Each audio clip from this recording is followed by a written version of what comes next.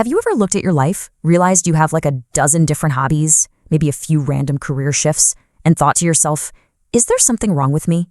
Seriously, if you have multiple interests, I can almost guarantee you've been told to just pick one thing and stick to it. But we're going to flip that script today, because having multiple interests isn't a flaw. It's actually an absolute superpower. Okay, let's dive into this by looking at two very different paths to success. Let's do a quick thought experiment. Are you more of a person A or a person B? Person A is the legendary cricketer Sachin Tendulkar. From the time he was just 11 years old, his entire existence revolved around one single word: cricket. His coach used to place a 1 rupee coin on his stumps during practice. If a bowler got him out, they got the coin. But if Sachin survived the session, the coin was his. He earned 13 of those and later said he valued them more than his biggest trophies. That's the philosophy of pure depth, hyper-focusing on one thing 24/7. But then, look at person B, Ratan Tata. He studied architecture at Cornell, went back to India, and literally started on the shop floor of Tata Steel working alongside laborers. And from there, he shifted to Tata Motors, then hotels, Tetley Tea, Jaguar Land Rover, and even launched an airline. He wasn't doing just one thing. He was kind of doing everything. So if you're looking at Ratan Tata's sprawling journey and thinking, yeah, that feels way more like me, I need you to hear this. You are not broken. You aren't unfocused, and you definitely aren't lost. You just operate on a completely different frequency. Both depth and breadth can lead to massive success. They just run on totally different types of fuel. So how do we harness this breadth-focused brain? Well, here's our roadmap for this explainer. First, we'll unpack the pinch framework. Second, a quick history of specialization. Third, the Medici effect. And finally, 4 career models you can use. All right, part 1, the pinch focus framework. So, psychiatrist Dr. William Dodson found something fascinating. Our brains are actually wired differently. While a specialist's brain thrives on importance and strict deadlines, generalists need a totally different set of triggers. Author Amelia Wapnick actually coined the absolute perfect term for this: a multi-potentialite. Basically someone with multiple passions, interests, and creative pursuits. So if you've ever felt super guilty for wanting to learn the guitar on a Tuesday and then start a tech business on a Friday, stop beating yourself up. You're a multi-potentialite, and your brain just needs very specific ingredients to unlock its hyperfocus. Those ingredients make up what we call the pinch framework. Let's break that down. P is for passion. We dive into tasks not because society says they're important, but because they bring us pure, unadulterated excitement. I is for interest. Show us a new topic or a new skill, and our brains instantly light up. N stands for novelty. You know that feeling during the first week of a new hobby or brainstorming a startup? That newness is literally our fuel. But fair warning, when the novelty fades, so does our attention. Then we have C for challenge. We're sparked by things that are difficult, and honestly, we get completely bored the second things get too easy. And finally, H for urgency. Now, this isn't just your boss giving you a deadline. It's that intense internal drive that a task absolutely must be done right now. Hit even one of these 5 triggers, and a multi-potentialite locks into an unstoppable state of hyperfocus. Moving right along to part 2, a brief history of specialization. Now, you might be wondering, if this multi-potentialite brain is so powerful, why on earth is everyone constantly pressuring us to choose just one thing? Well, it turns out that rigid, single-track mindset is actually pretty new. It only really took hold about 250 years ago. Before that, ancient education was completely different. Take the ancient Indian Gurukul system, for example, one of the oldest education models ever. Students didn't just study one major. They spent years living with teachers, learning mathematics, astronomy, philosophy, medicine, martial arts, and music, all at the exact same time. The goal was to build a complete, well-rounded human, not a narrow specialist. So, what changed? 2 big dates, 1776, and then a massive redesign in 1806. In 1776, Scottish philosopher Adam Smith wrote The Wealth of Nations. In it, he introduced this famous pin factory example.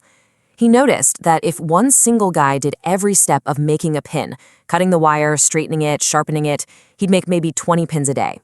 But if a factory owner broke that down into 18 tiny separate steps and gave each worker just one hyper-specific repetitive task, 10 workers could crank out 48,000 pins in a single day. That is a 240 times increase in productivity. It was the birth of the division of labor. And of course, business owners absolutely loved it because it maximized profits. Suddenly, the whole world was told to master just one tiny fragment of a process.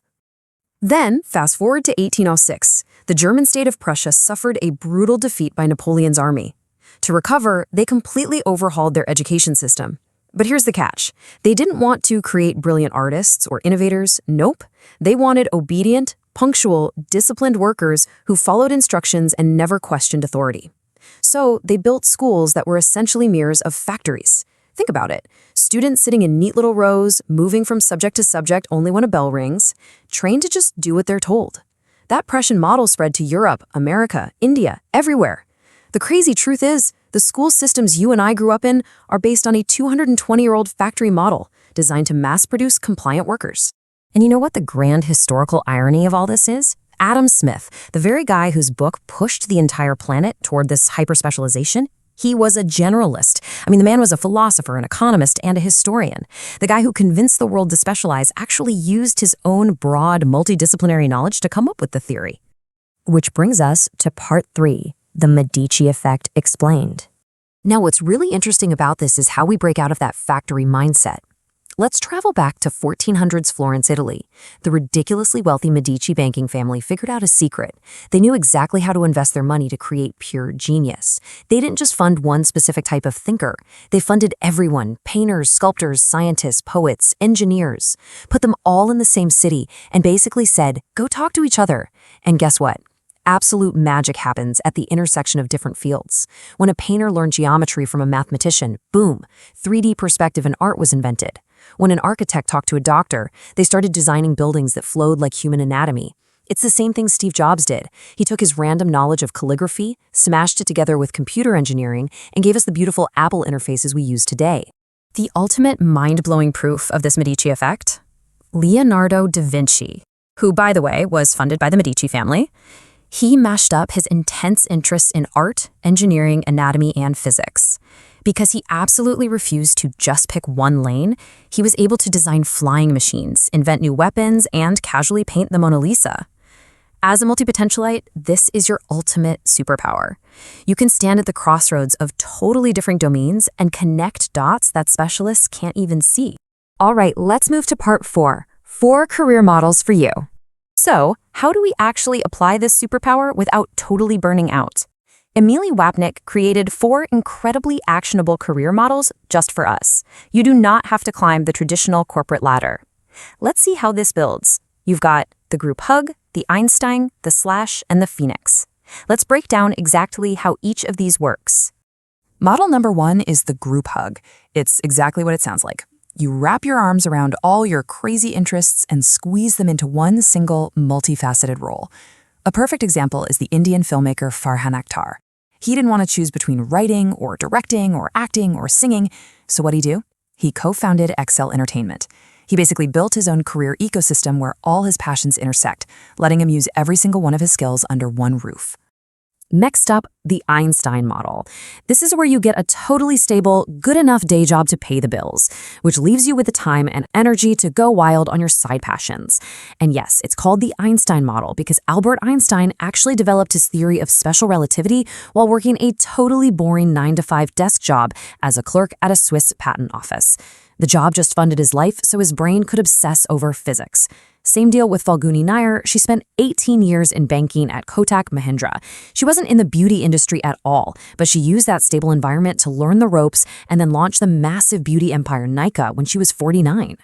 Number 3 is the slash model. Okay, this one is for the adrenaline junkies. If you don't want a safe desk job and you can't realistically mush all your hobbies into one business, you do this.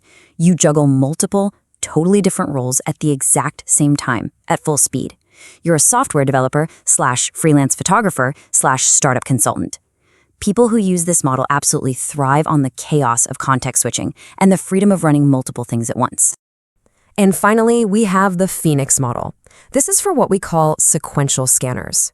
You dive super deep into one subject for a few years, completely master it, and then you just pivot to something entirely new. Think Arnold Schwarzenegger. He didn't try to do everything at once. He dedicated his early life purely to bodybuilding. Then, once he reached the absolute peak, he shifted all that intense focus to acting. Conquered Hollywood, then pivoted again to become a politician, and later an incredibly successful investor. The phoenix rises, burns brightly in one specific domain, and then is reborn from the ashes into something completely new. So look, the world definitely needs specialists, but it desperately, desperately needs generalists too. Your ability to connect the dots, to use intersectional skills and adapt across different domains, that's an evolutionary advantage, not a liability. Whether your brain runs on passion, novelty, or a good challenge, you now have the actual blueprint to build a life that honors how you're wired. So I'm going to leave you with this one question to think about. Are you a group hugger, an Einstein, a slasher, or a phoenix? And which of those models are you going to use to change the world?